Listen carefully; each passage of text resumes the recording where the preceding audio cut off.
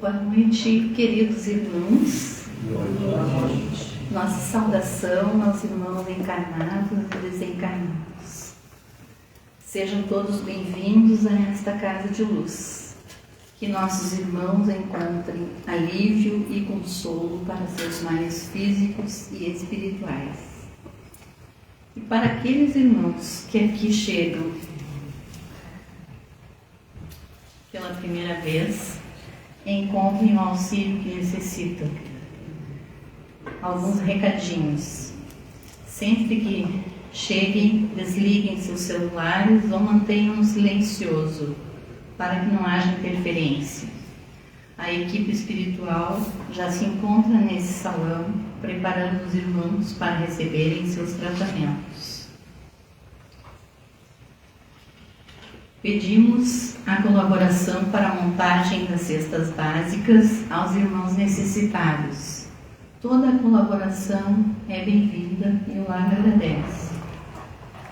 Dia 18 de maio, na próxima segunda-feira, às 14 horas, terá culto de preces com a presença do coral. A entrada será até às 14 horas. Será transmitido também ao vivo pelo Facebook. Vamos ler um trechinho do Evangelho segundo o Espiritismo, para nos harmonizarmos. Abrimos no capítulo 11, a fé e a caridade. Um espírito protetor de Cracóvia, de 1861, essa mensagem. Eu disse recentemente, meus queridos filhos, que a caridade sem fé não basta para manter entre os homens uma ordem social capaz de torná-los felizes. Deveria ter dito que a caridade é impossível sem a fé.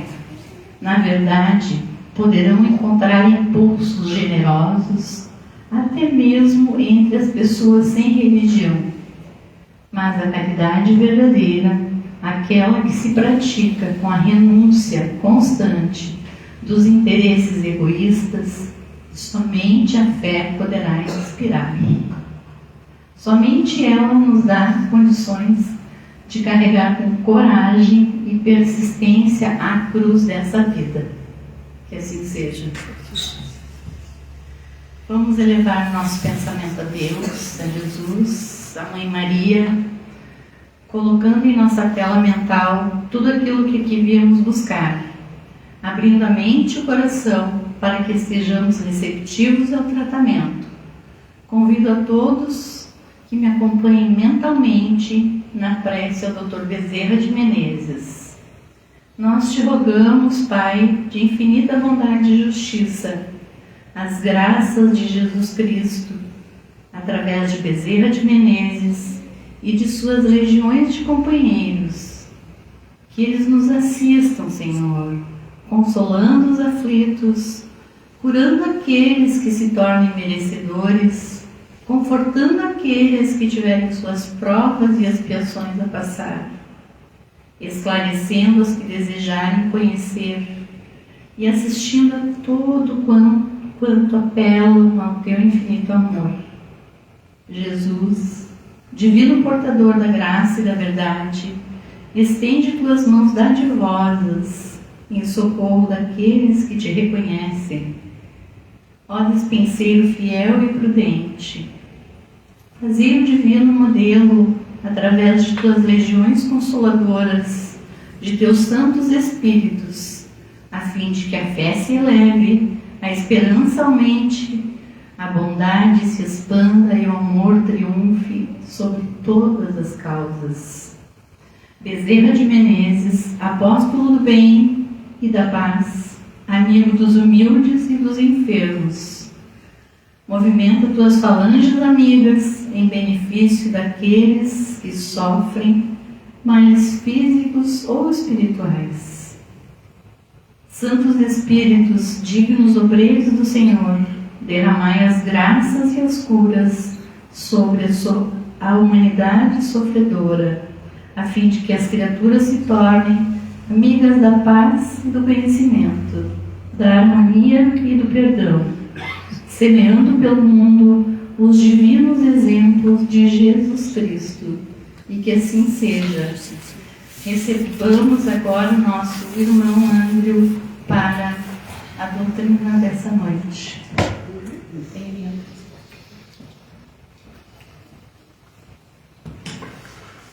Então, boa noite. Boa noite. Enquanto nós vínhamos a caminho de Porto Alegre para cá, no fim da tarde, nós tivemos a certeza de que, antes de reencarnarmos, havíamos pedido para voltarmos em uma região fria. Claro que, quando planejamos isso, imaginávamos a Finlândia, o Canadá, aquelas regiões, né, nos Alpes, né, mas nos propiciaram uma região tanto mais bonita e sonora. Nós ainda não temos a oportunidade, mas em breve virá, de escutarmos o minuano São João. Mas já podemos admirar o pôr do sol do Guaíba. Enquanto vínhamos em direção para cá, contemplando o Guaíba, vínhamos analisando justamente isso que vem falar sobre o tema de hoje. Que tudo é uma questão de ponto de vista. Eu encarar a vida sobre a ótica do sofrimento, da dor, das vicissitudes, ou da beleza a qual, por vezes, ela se reveste ou se esconde, é uma questão de ponto de vista. Kardec organizou primeiro o Livro dos Espíritos sobre a tutela dos Espíritos da Codificação, que é um livro filosófico de perguntas e respostas, que vem ser a base, a estrutura da qual se revelou a doutrina dos Espíritos, a doutrina espírita, que nada mais é do que uma filosofia de vida, ou seja, um convite a nós mudarmos a nossa visão, o nosso ponto de vista sobre como encaramos as coisas no nosso cotidiano e na nossa vida. Na sequência, como ele desvelou o mundo da espiritualidade e os médiuns então começaram a aparecer em quantidade inúmera e precisavam de uma orientação de como trabalhar esse intercâmbio com o lado de lá, surgiu o Livro dos Médiuns, como uma proposta da própria espiritualidade, a fim de, tendo médiuns, instrumentos educados, poderíamos assim intervir com clareza e compreender melhor o lado de lá, que é a nossa verdadeira natureza. Depois nós achamos que veio o livro religioso, que é o Evangelho segundo o Espiritismo, porque a gente sabe que a doutrina tem o seu tripé, que é a ciência, a filosofia e a religião. Mas o Evangelho segundo o Espiritismo, embora traga a vertente da mensagem do Cristo, ele não é um livro religioso. Ele é um livro que estuda na sua metodologia a questão da moral, em cima das lições de Jesus, que era judeu, e que todos os movimentos religiosos que se sucederam consequentemente depois dele, e não antes. Então a religião é algo dos homens. O Céu e o Inferno, o quarto livro, este sim é um livro religioso, porque ele vem trazer uma nova visão sobre os antigos paradigmas da igreja, que é um movimento religioso sobre céu e inferno. Esse sim é o livro religioso. E finda-se então o tripé como o último, a Gênese, que é um livro científico, talvez sendo o último pela necessidade da nossa maturidade intelectual e espiritual de irmos gravitando pelo caminho da filosofia, compreendendo melhor a cada passo o que é essa doutrina dos espíritos, mudando o nosso ponto de vista, a fim de aclararmos aquilo que ainda tínhamos de dúvida no campo da religiosidade e no campo da ciência. Então, o Evangelho segundo o Espiritismo, ele é um livro de fórum íntimo, porque a filosofia é isso, é um convite a analisarmos a nossa intimidade e como, assim, nos conhecemos, nos relacionamos com a vida. E ele usa, então, como referência as lições do Cristo. Aquelas que são coerentes em todas as vertentes religiosas. Então ele não se apega nos contextos históricos, que é onde as religiões normalmente brigam se é verdade ou se não é. Ele se apega apenas à lição moral. E Kardec organiza, inspirado então, os primeiros capítulos a nível de nos darmos uma introdução, de nos capacitarmos, de aflorar em nós uma outra percepção antes de adentrarmos de fato nas lições de Jesus, usando as próprias mensagens. Por isso que ele começa dizendo que o primeiro capítulo, que ele não veio destruir a lei, porque ele não veio afrontar as verdades que já tinha, mas vim sim dar complemento.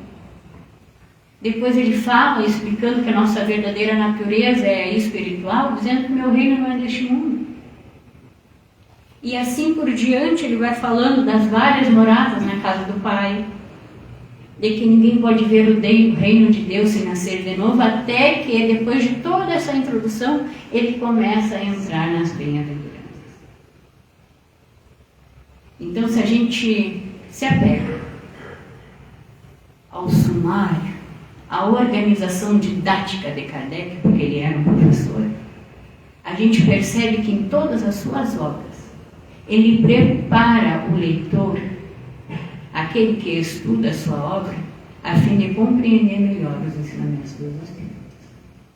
E é então no capítulo 2, bem no início do Evangelho, aonde ele fala que o meu reino não é deste mundo, afirmando que a nossa verdadeira natureza é a espiritual, que ele traz a questão de hoje, o ponto de vista.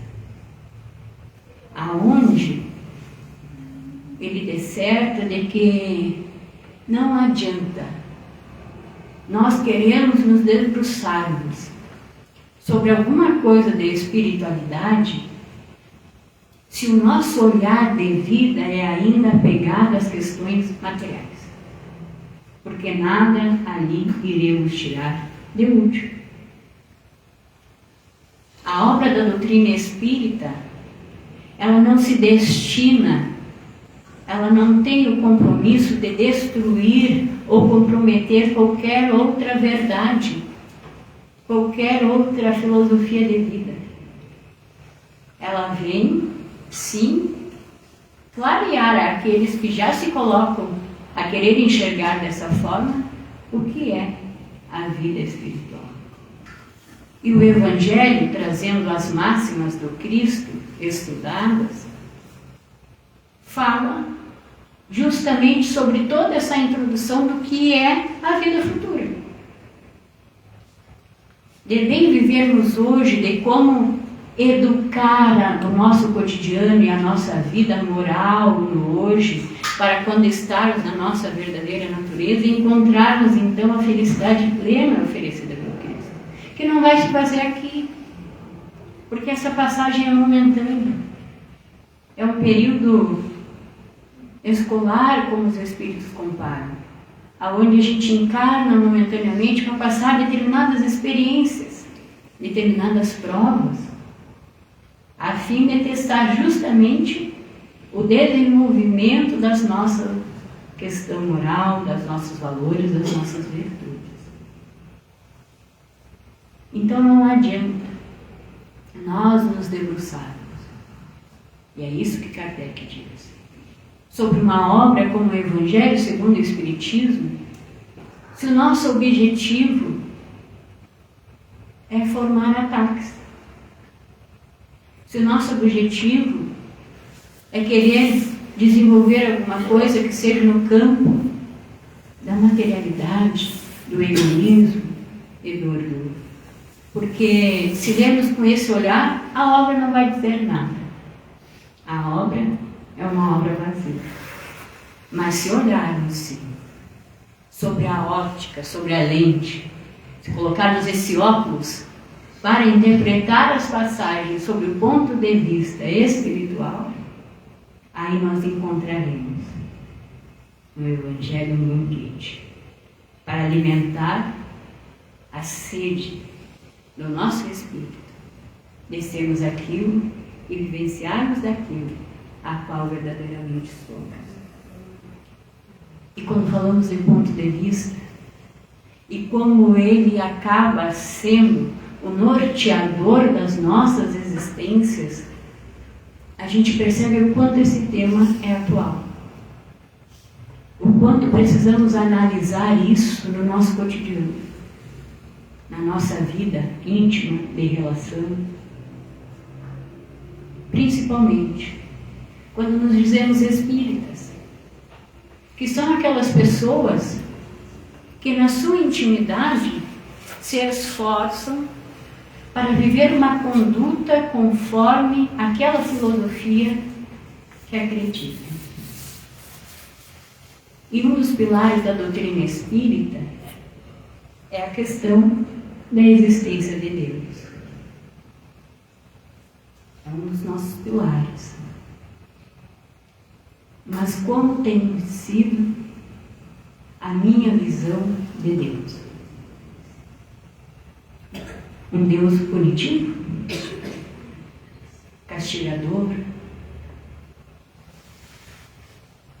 Que não atende aos nossos apelos, os nossos desejos, que são muito mais vinculados a ansiedades que nós temos do que verdadeiramente aquilo que nós precisamos? Como alguém imaginando que Deus é um velhinho sentado numa nuvem, olhando para nós aqui embaixo, esperando o primeiro deslize, a fim de colocar na nossa caminhada uma pedra ainda maior como punição.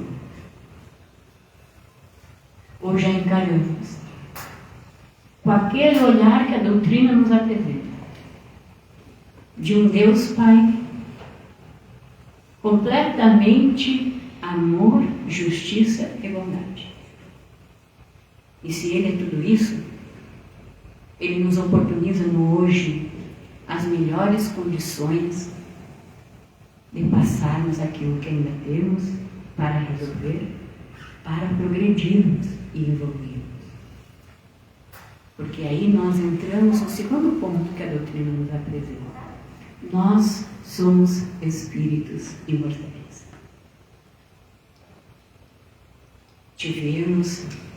Fomos criados simples e ignorantes, mas não temos fim jamais. E o que morre é apenas o corpo, porque temos esse processo, essa metodologia pedagógica nos dada por Cristo de ter algumas e várias encarnações, a qual nós vamos justamente experienciando aquelas questões que vai nos ajudar a desenvolver aquilo que não conquistamos para alcançarmos a perfeição, que é o nosso destino, que é o nosso objetivo. Então, toda vez que Ele nos permite uma nova encarnação, Ele não nos coloca em condições que a gente não pode passar. Não há fardo maior do que as nossas forças de Jesus Cristo. Então, se eu encontro desafios hoje no meu cotidiano, nada mais são do que oportunidades que eu tenho de me esforçar e tentar conquistar e sobressair aquela dificuldade, mostrando que eu já tenho as condições de ser uma pessoa melhor e enfrentar aquilo. E esse é o objetivo de todos nós quando no âmbito da encarnação. Todos que estamos aqui encarnados, viemos comprometidos ou compromissados com desafios. Porque a gente dá a conotação de problema como algo negativo, quando na nossa existência os problemas têm que ser interpretados sob o ponto de vista de desafios, ou seja, são convites ao meu aperfeiçoamento. Se eu encontro no meu cotidiano um familiar difícil, uma situação social que me gera conflito, qualquer situação de doença ou de desequilíbrio, isso é um convite, uma chamada de atenção para mim visitar a minha intimidade e procurar compreender o que não está bem, o que não está correto. O que falta é eu trabalhar para que aquilo se equilibre. O que falta eu fazer para alcançar o bem-estar daquelas coisas que não estão ainda do jeito que eu já anseio na minha consciência, que é o ideal, que é o correto. Isso depende do nosso ponto de vista. Se eu tenho uma visão materialista, de que tudo só acontece no aqui e agora, de que nós nascemos no berço e morremos no túmulo sem existir mais nada, as desigualdades sociais são para mim um tormento. Os conflitos de relação para mim tomam uma pujança a qual atrelamos a nossa existência a isso. O corpo, que é um instrumento para nós, para passarmos por essa existência, e que vem com certas condições justamente para nos suscitar a disciplina e uma educação íntima, acaba sendo um apelo apenas do desejo e do prazer. Porque se eu morro com a morte, todo o tempo do mundo é pouco para eu usufruir dos prazeres do corpo, do desejo, da comida, da sexualidade desregrada e outros tantos elementos, aonde muitas vezes inclinamos a nossa existência porque o nosso ponto de vista é apenas usufruir e não sobressairmos diante das dificuldades que somos convidados no âmbito da existência dessa reencarnação. Outro ponto que a doutrina nos convida a mudarmos a nossa visão é justamente a questão da morte, pois a morte não existe. Ou como diria Humberto de Campos, pela psicografia do Chico, a doutrina espírita veio matar a morte. Porque o processo que ocorre é apenas da desencarnação. Se eu sou um espírito imortal e passo por um período pelo corpo que é perecível, quando esse corpo deixa de existir, quando ele perde a sua vitalidade, eu continuo existindo. E se eu tenho essa crença, o sofrimento, a dor de imaginarmos de que toda uma existência de esforços, de trabalho, de uma vida, pode ser apagada com uma borracha no simples ato de morrer.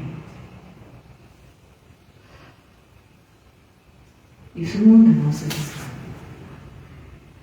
Quando encaramos os entes queridos, os familiares, os amigos, que nos antecedem nessa trajetória, nessa travessia de voltar ao plano espiritual antes de nós.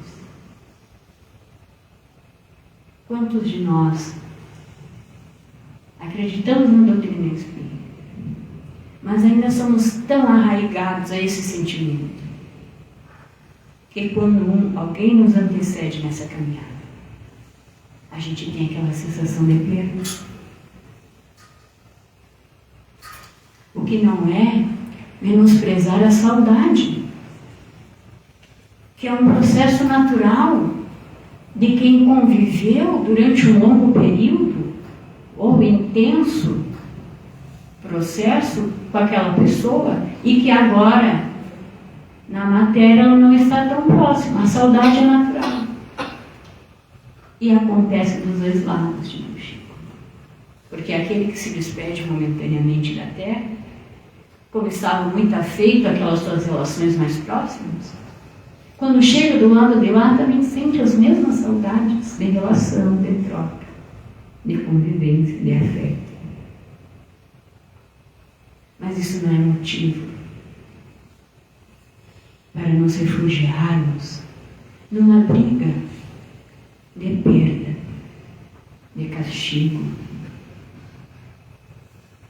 cultivando em nós sentimentos que nos adoecem. E como a comunicação ela acontece muito mais pelo pensamento, principalmente quando estamos fora do corpo, acaba atingindo também aqueles que estão do lado de lá. E tudo isso se cultiva de acordo com o ponto de vista que eu trago na minha intimidade. É difícil. Os Espíritos dizem que está tudo escrito e transparente dentro da estrutura da codificação, mas que dentro da nossa intimidade, que caminhamos a tantas existências, cultivando esses hábitos, entender esses processos, ou seja, ler e teorizar, pode até parecer fácil, mas entender e compreender são questões diferentes. Eu entendo que o mecanismo diz na causa e efeito. Tudo que eu faço tem uma consequência. Mas agora compreender, aceitar que as dificuldades que eu encontro hoje são consequências do meu ontem, é difícil. Porque não há castigo, não há ninguém nos punindo. E hoje os desafios que eu encontro nada mais são do que a colheita daquilo que eu semeei no ontem.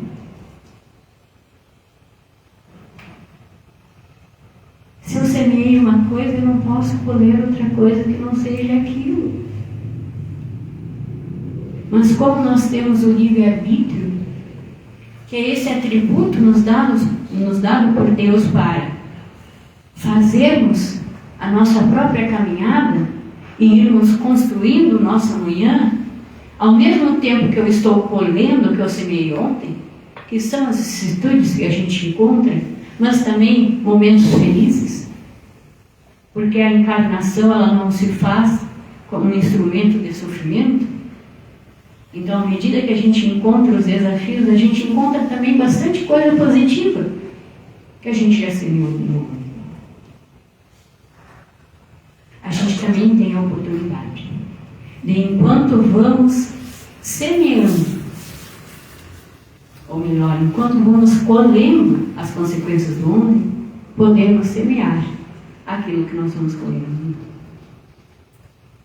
Então, como eu reajo a esses convites que a vida me faz,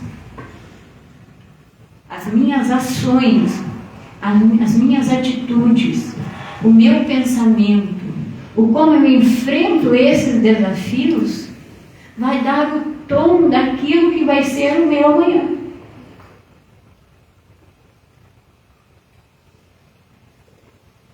E como nós estamos encarando isso? Sob que ponto de vista? Se eu quero um amanhã melhor, o que eu estou me esforçando para melhorar no hoje? Os Espíritos dizem: todo mundo quer paz. Isso é uma fala comum. É uma aspiração comum. Todo mundo quer paz. Paz na família, paz no trabalho, paz nas relações, no mundo. nas consciências, isso é consenso comum. Mas agora, quantos de nós descruzamos os braços, como se a paz fosse acontecer de forma milagrosa, vinda do exterior, vinda dos outros? Mas quanto de nós descruzamos os braços e nos tornamos um agente pacificador? Porque a paz não vai se fazer do nada. Se eu almejo a paz, o mínimo que eu tenho que ser é um contributo, um agente que favorece a ser um pacificador. Eu quero que as minhas relações mudem, mas o meu jeito de me relacionar com os outros ainda é um jeito violento, é um jeito explosivo, sem paciência. Eu quero que no meu ambiente familiar os diálogos sejam diferentes, as tratativas sejam diferentes, que eu seja incluído, mas o meu comportamento é daquele que afasta, é daquele que critica, ao invés de incluir, de amparar, de respeitar. A gente vê isso muito, trago isso porque é o nosso contexto cotidiano, nas escolas. Os pais entregando à escola, que tem o dever da instrução, que é trazer e facultar o intelecto, o compromisso moral que vem de casa.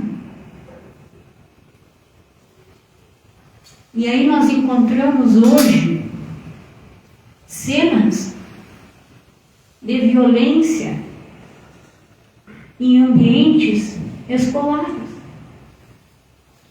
que até há pouco tempo era um local considerado praticamente sagrado, porque era um local destinado à educação das gerações novas. E hoje, onde hoje muitas crianças se veem inseguras de ir para a escola pelo âmbito da violência, que não é resultado da escola. E quando nos deparamos com cenários deste, é preciso que abramos os nossos olhos e colocarmos a lente da espiritualidade a fim de nos indagarmos o que cada um de nós tem feito de todos esses valores que a espiritualidade tem nos entregue. Então, quando nós somos convidados a conversarmos sobre o ponto de vista,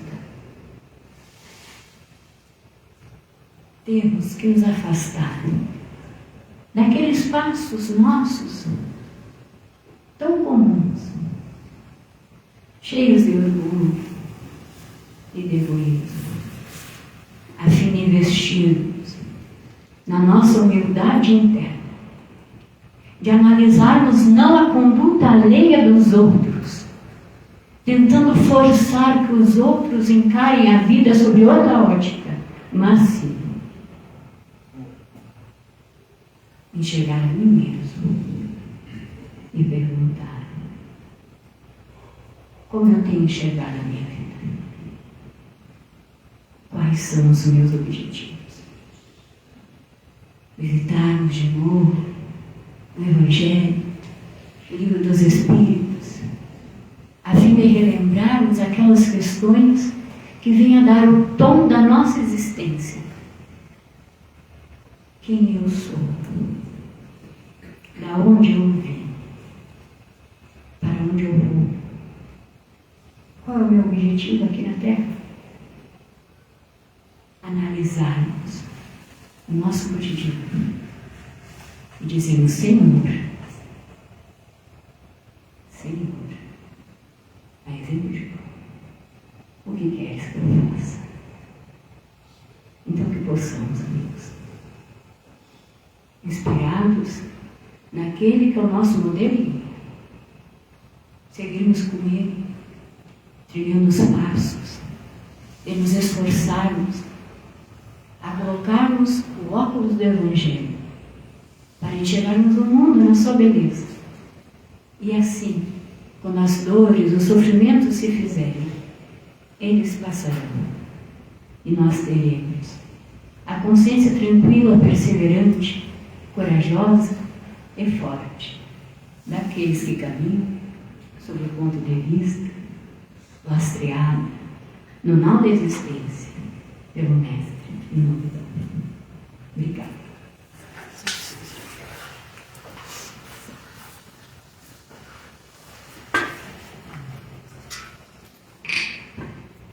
Agradecemos ao nosso querido Andrew pela maravilhosa exposição doutrinária, que possamos exercitar esse conhecimento, esse aprendizado no nosso dia a dia.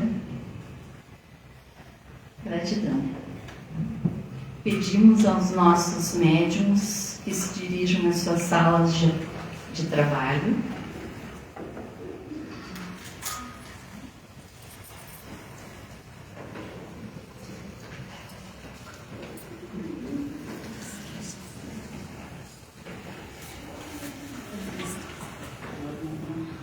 Aos irmãos com as fichas azuis, rosa e verde, que é do passe isolado, magnético e da cromoterapia, podem se dirigir às suas salas de tratamento. Os irmãos com as fichinhas vermelhas do atendimento fraterno permaneçam no salão para receberem o passe isolado.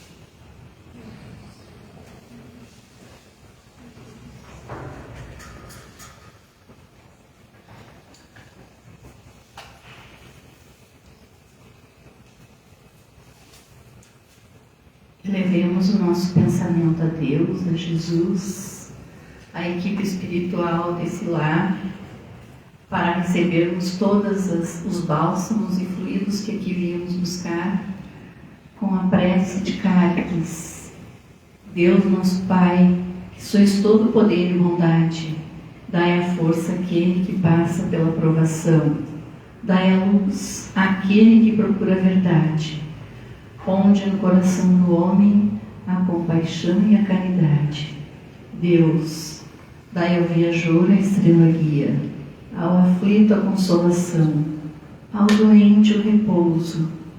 Pai, dai ao culpado arrependimento, ao espírito a verdade, à criança o guia, ao órfão o Pai. Senhor, que vossa bondade se estenda sobre tudo o que criaste. Piedade, Senhor, para aqueles que vos não conhecem, esperança para aqueles que sofrem. Que vossa bondade permita aos Espíritos Consoladores derramarem por toda parte a paz, a esperança e a fé. Deus, um raio, uma faísca do vosso amor pode abrasar a terra. Deixai-nos beber nas fontes dessa bondade fecunda e infinita, e todas as lágrimas secarão, todas as dores se acalmarão. Um só coração, um só pensamento subirá até vós, como um grito de reconhecimento e de amor.